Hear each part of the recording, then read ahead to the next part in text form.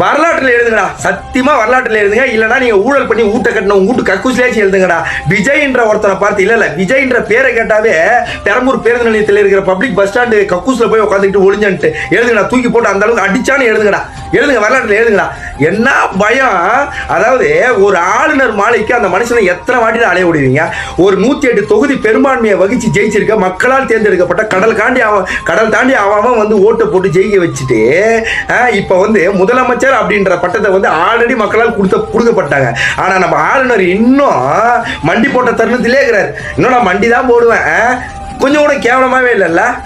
பெரும்பான்மையை வகிச்சாதான், பெரும்பான்மையை கொடுத்தாதான் வந்து நான் என்ன பண்ணுவேன், நான் முதலமைச்சர் சீட்லேயே உட்கார வைப்பேன், நான் ஆட்சி அமைச்சு கொடுப்பேன் அப்படின்றாரு. அது கதை கிடையாது. இப்போ அங்க 2 தாண்டவ மூர்த்திகளை வந்து 2 ஜம்புலங்கத்தை வந்து எகிரி எகிரி அடிச்சாரு பாருங்க. இவனுங்க என்ன பண்ணானுங்க, இவனுங்க வந்தா நம்ம திராவிடம்ன்றத ஒண்ணு அழிச்சே போடுவான் அப்படின்றதுக்காக அப்புறம் 60 வருஷம் இல்லை 50 வருஷம் நம்ம ஆல்ரெடி பள்ளம் தோண்டி உள்ள போனா கூட நம்மளை தூக்கி வச்சு தோண்டி வச்சு அடிப்பாண்டான்றதுனால நம்ம கட்சியே வரவிட மாட்டானன்றதுனால என்ன பண்றாங்க, பரம எதிரிங்க. நீங்க டிஎம்கே 1000 ரூபா கொடு, நீ ஏடிஎம்கே 1000 ரூபா கொடு. டிஎம்கே எனக்கு பரம எதிரி. அவனுங்களே போய் ராவ கக்கூசில் உட்காந்து கலவரம் பண்ணிட்டு இருக்கானுங்க. இப்போ கேவலமாவே இல்லைல்ல. நான் என்ன சொல்றேன், ரீ எலெக்ஷன் வைங்கடா. நீ எல்லா போட்டியும் அழிச்சிட்டு ரீ எலெக்ஷன் வைங்க.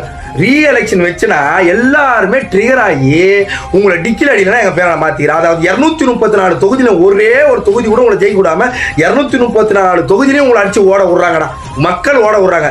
ரீ எலெக்ஷன் கண்டிப்பாக வேணும். ஒன்று ரீ எலெக்ஷன் வைக்கி, இல்லையா ஆட்சி அமைச்சு கூட அந்த மனுஷனுக்கு மக்களால் தேர்ந்தெடுக்கப்பட்ட அந்த மனுஷனை. அதாவது 1 மணிக்கு வந்து கொல்லப்புறம் பூந்து கள்ள ஓட்டு போட்டுட்டு ஓடல யாரும். கரெக்டா இல்லையா? நேர்மையாக ஜெயிச்சாரா? நேர்மையாக ஜெயிச்சிருக்காரு. பேக்கரியை விற்று அக்காலை விட்டு பேக்கரியை விற்று ஜெயிச்ச கதை வேற. அது வேற. அதே ஒரு ஏதோ தொகுதியை ஜெயிச்சு போட்டுன்னா அதை வச்சு கூட்டணின்ற பேர்ல கலவரம் பண்ணிட்டு இருக்கானுவா. இவனா கள்ள ஓட்டு போட்டு கொலபுரமாவை புந்து ஓடினாரு. மக்களால் தேர்ந்தெடுக்கப்பட்டு மக்கள் நாயகனா அறிவிக்கப்பட்டிருக்காரா? கேவலமாவே இல்லை கொஞ்சம் கூட. நீங்க வாங்க, என்னதான் முடிக்க வரைக்கும் நாங்க பாக்குறோம். நீங்க எவ்வளவுதான் குறுக்கு மறுக்க ஓனாலும் உங்க பின்னாடியே தான் நாங்க ஓடி வந்துக்கிட்டே இருப்போம். உங்களை குண்டி அடிச்சுக்கினே தான் இருப்போம். நீங்க வாங்க. அதாவது மீடியான்ற பேர்ல மணிக்கு ஒரு முறை மெண்டல் ஆகி போட்டு மெனக்கெட்டு வந்து அவதூற பரப்பினு இருப்பானுங்க தெரியுமா? அது இங்க மட்டும் தான் நடக்கும். ஏன்னா கான்வாய் வாகனங்கள் விஜயிடம் வந்து பறிக்கப்பட்டது. எப்படி தெரியும் உங்களுக்கு? இல்லை எங்களுக்கு 10 ரூபாய்க்கு வந்து வழி இல்லை, அதனால வந்து கொஞ்சம் வண்டி போட்டு இப்படி விதமாக புளித்தி தள்ளிட்டோம் அப்படின்னு சொல்லுவானுங்க. அதாவது அவர் என்ன சொல்லியிருக்காருன்னா, நான் பெரும்பான்மையான ஒரு தொகுதியை நான் உங்களாட்ட காமிச்சு ஆளுநர்கிட்ட காமிச்சு நான் அந்த கான்வாய் வாகனத்தை வந்து நான் திரும்ப பெற்றுக்கிறேன், அது வரைக்கும் இப்போ எனக்கு வேணாம், நீங்கள் வந்து போங்க அப்படின்னு சொன்னதே வந்து அவர் தான். சரியா? அப்படின்னு அவர் சொல்லியிருக்காரு. அதனால அவங்க வந்து திரும்பி அலுவலகத்துக்கே போயிருக்காங்க. இவங்க உடனே கான்வாய் வாகனங்கள் பறிக்கப்பட்டது, அதனால விஜய்க்கு வந்து சிஎம் வந்து கொடுக்க போறது இல்லைன்னு நினைக்கிறேன் எனக்கு தெரிஞ்சு.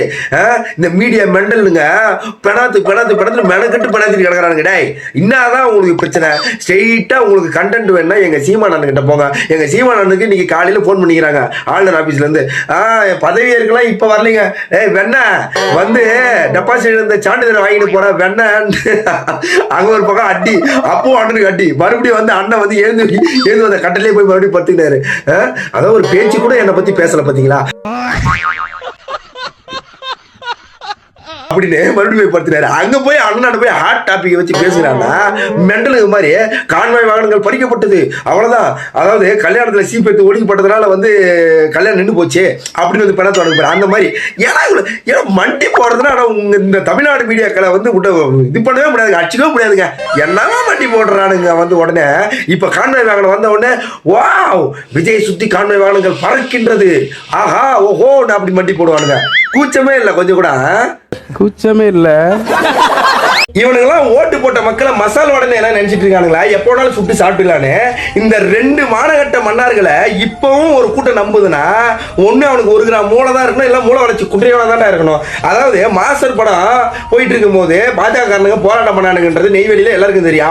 அப்ப அந்த மனுஷன் நினைச்ச மனுஷன் இப்போ வரைக்கும் நான் வந்து முதல்வர் ஆகலன்னா கூட பரவாயில்ல, ஆனா அவனுங்க காலில் போய் விட மாட்டேனான்னு இறுதி அணிக்கிறாரு. நீ ஆளுதாம்ல, நீ ஆம்பளை தாம்ல.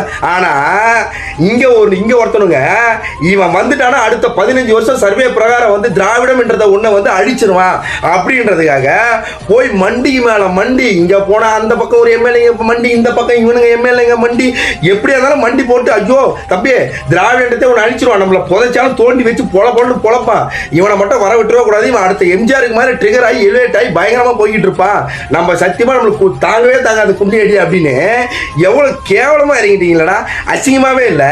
அதாவது 108 தொகுதிகளை பெரும்பான்மையா ஜெயிச்சு, அதாவது சட்டப்பேரவையில மட்டும் தான் அவரோட பெரும்பான்மையை வந்து நிரூபிக்கணும். ஆளுநர் கிட்ட ஆளுநர் ஆட்சி அமைக்க கூப்பிடணுன்றது தான் ஒரு விதிமுறை. ஆனா ஆளுநர் வந்து இல்ல 118 வந்து இங்கே என்கிட்டயே நிரூபி, என்ன பார்க்க வர வந்து நிரூபிச்சு, சட்டப்பேரவையில நிரூபிச்சான்றது சட்டத்துல இருக்கு. ஆனா அது கூட இல்லாம இல்ல இப்போ ஆளுநருக்கே என்ன கதைனா, இப்ப இவனுக்கு 2 பேரும் பேச்சுவார்த்தை நடந்துங்குது. இப்ப நடந்துங்குது, ஓகே நடக்கட்டும். மக்கள் அதுக்கு தானே வெயிட் பண்ணிட்டு இருக்கானுங்க. எனக்கு தெரிஞ்சு வேணாம், முதலமைச்சர் விஜய் ஆகக்கூடாது. இவனுக்கு 2 பேரும் கூட்டணி அமைக்கணும், இவனுங்களை கூண்டோட ஒழிக்கணும். இதுதான் வந்து எல்லாருடைய கொள்கையை ஏற்று இவனுங்க அடிக்கிற அடி நீ திராவிடம்னு ஒன்று இருக்கவே இருக்கக்கூடாது அப்படின்ற மாதிரி அடிக்கணும். இவனுங்களை மூளை வளர்ச்சி குன்றியவங்க கூட 1 கிராம் மூளை வச்சிருவங்க கூட இவனுங்க பக்கம் போக மாட்டான்டா. இப்ப சொல்லுடா இவனுங்க பக்கம் எவெல்லாம் வந்து இவனுங்க கட்சியில் இருக்கிறீங்களா இப்ப சொல்றா, இது நியாயமாயிட்டே நீங்க சொல்றா பார்ப்போம். கேவலமா இல்ல, கூச்சமா இல்ல.